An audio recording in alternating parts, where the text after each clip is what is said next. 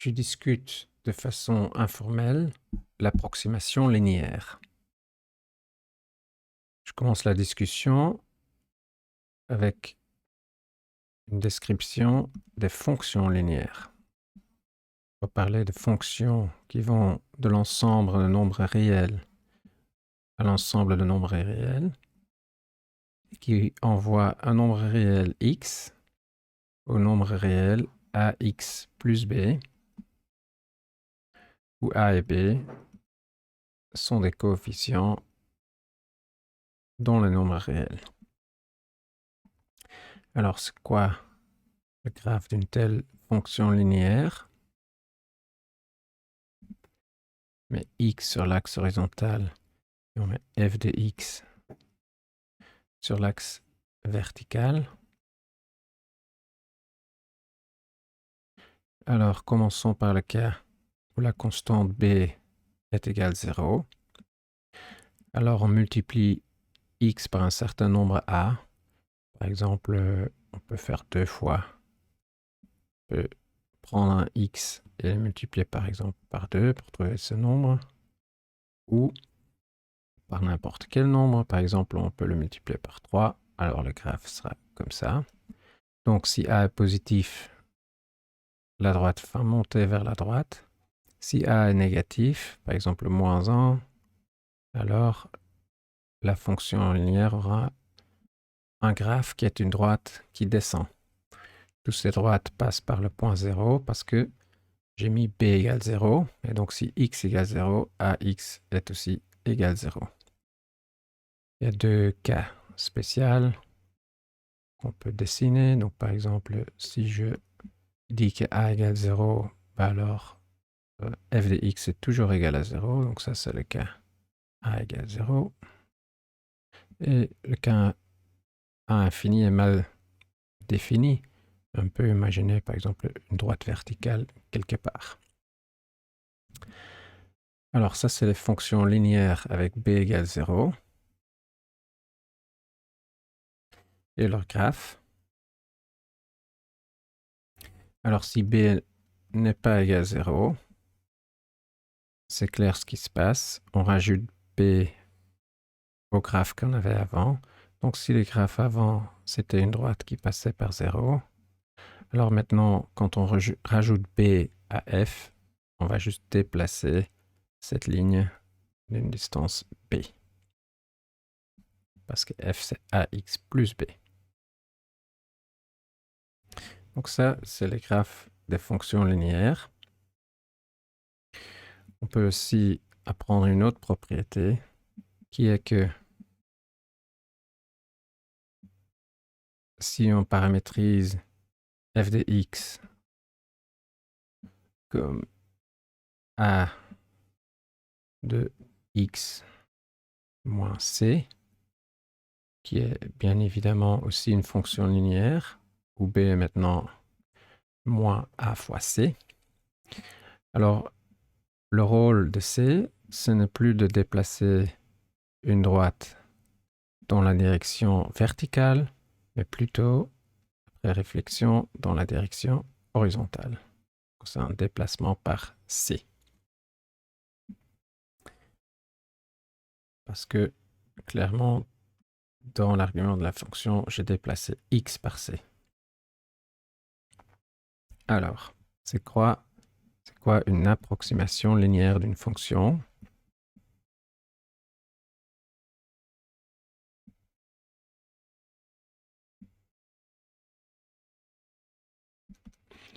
C'est quand on a une fonction, comme la température dans la journée, ou le cours d'une action sur la bourse, ou ce que vous voulez. Une fonction, on peut la dessiner comme ça. Ça monte, ça descend. Voilà. Et on peut demander quelle est l'approximation linéaire de la fonction dans un point donné. Donc, par exemple, je prends un point x0 et je demande quelle est la droite qui approche cette fonction f le mieux proche du point x0. C'est facile à dessiner, voilà. Ça, c'est une bonne approximation. Je prends un autre point. Il y a une autre approximation linéaire. Je prends un autre point. Il y a de nouveau une approximation linéaire. Je prends ce point-là. Il y a une approximation linéaire. Donc, on voit que dans chaque point, on peut faire une approximation linéaire d'une fonction. On a supposé en fait que la fonction est continue et qu'on peut la dériver une fois. Mais on ne va pas s'occuper de ça. Donc, quelle est la fonction près du point x0? C'est donné par une constante, f de x0. C'est la valeur de la fonction au point x0, plus une constante que je vais appeler f' de x0 fois x moins x0. Parce que à x égale x0, il faut que je retrouve f de x0. Et sinon, je veux une fonction linéaire en x. Et donc, la seule chose que je peux écrire, c'est cette fonction. Donc, elle est bien de la forme une constante plus une fonction linéaire. Et la somme de ces deux-là reste une fonction linéaire. Donc, c'est une approximation linéaire, comme sur le dessin. Alors, la constante f' de x0, on va appeler la dérivée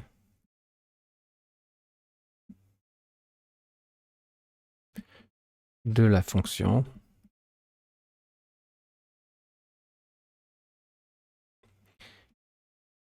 évaluée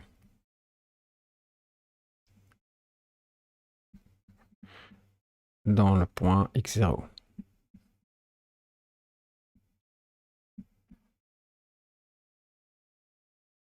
Très bien. Maintenant, vous avez certainement vu que l'approximation n'est pas très bonne. Par exemple, si on approxime une fonction par une droite, mais en fait, la fonction se comporte plutôt comme ça, proche de ce point, ou même comme ça, j'aurai toujours la même approximation linéaire de ces fonctions, mais pas toutes les fonctions sont les mêmes. Alors, on peut améliorer l'approximation linéaire. Donc là, c'est déjà un approfondissement.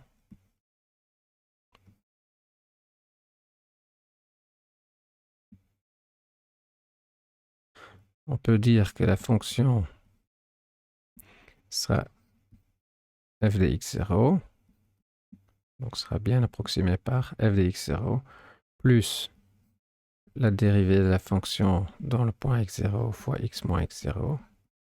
Mais on peut améliorer l'approximation en utilisant un concept qui s'appelle la deuxième dérivée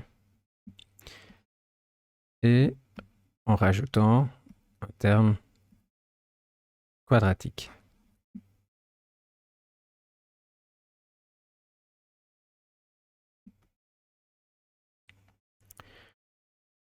D'où l'intérêt de ne pas seulement étudier des fonctions linéaires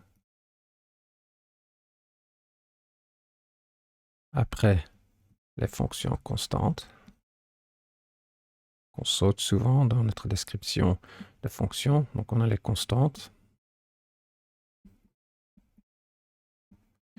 on a les fonctions linéaires qu'on vient d'écrire, mais il reste intéressant, pour mieux approximer des fonctions, de aussi étudier les fonctions quadratiques du type f de x égale ax carré plus bx plus c, etc.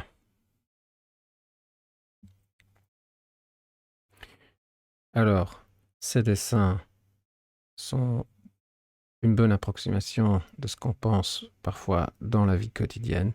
C'est-à-dire si une température est en train de baisser, par exemple, on peut deviner que peut-être la température baissera encore, mais la première approximation n'est pas toujours bonne. Il y a des corrections. qu'on peut prendre en compte, etc. Donc l'approximation linéaire est très intuitive, mais pour beaucoup de cas, pas suffisante. Et donc après l'étude de fonctions linéaires, on peut étudier les fonctions quadratiques, et plus en particulier le comportement de fonctions en général, et comment faire de meilleures approximations, comme par exemple dans le théorème de Taylor, qui est une vaste généralisation de ce qu'on vient de discuter ici avec l'approximation linéaire.